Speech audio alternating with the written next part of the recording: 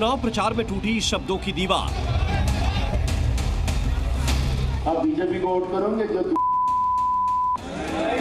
आप बीजेपी को आ गया मैंने उसी ले पर चुनावी शोर, बिगड़े नेताजी के बोल। इधर लोगों को बोलते हैं बटेंगे तो कटेंगे, ये साधु का काम है, नाथ पंथ का काम है। अरे ये काम कोई टेररिस्ट बोल सकता है। अमर्यादित भाषा ध्रुवीकरण का हिस्सा। सुन ले ओवैसी करेगा औरंगजेब की पहचान पर, अब तो तिरंगा लहराएंगे पूरे पाकिस्तान पर। महायुति और महाविकास अघाड़ी के बीच जो जुबानी जंग इस समय महाराष्ट्र में चल रही है, उसने एक नया बवाल खड़ा कर दिया है। इसे हार का डर कहें या वोट बैंक को बनाए रखने की कवायद, शब्दों की सीमा लांघने वाले नेताओं की होड़ सी मच गई है।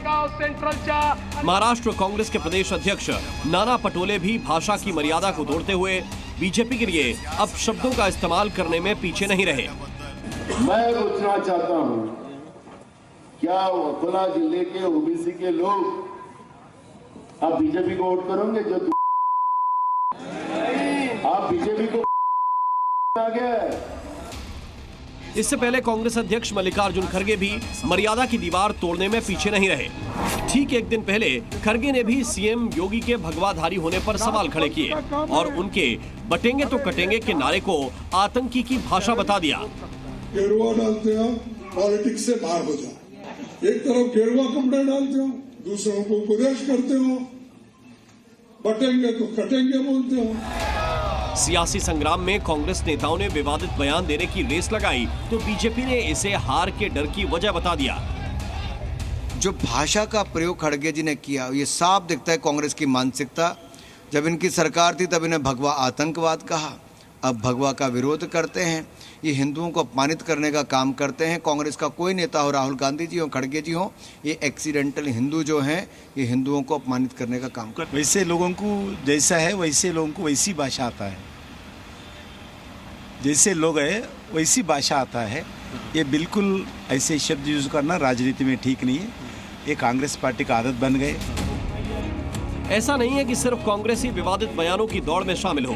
बीजेपी के कुछ बड़े नेता भी अपनी जुबान पर ब्रेक लगा पाने में नाकाम साबित हुए, जिसमें महाराष्ट्र के डिप्टी सीएम देवेंद्र फडणवीस भी हैं, जो एआईएमआईएम चीफ ओवैसी को घेरने के चक्कर में अब शब्दों का इस्तेमाल कर बैठे। सुन ले ओवैसी करेगा औरंगजेब की पहचान पर, अब तो तिरंगा लहराएंगे पूरे पाकिस्तान पर। देवेंद्र फडणवीस बोले, सुनो ओवैसी, ए देवेंद्र फडणवीस,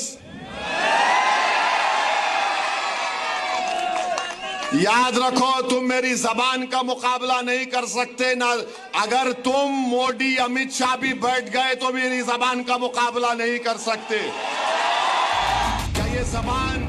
गालियों की बौछार, विवादित बयानों की बयान, जिसने तोड़ दी भाषा और मर्यादा की दीवार।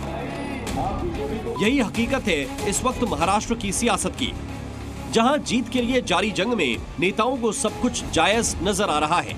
यही वजह है कि नेताओं की जुबान का ब्रेक फेल हो चुका है। मुंबई से अंकुर त्यागी के साथ ब्यूरो रिपोर्ट, ज़ी मीडिया।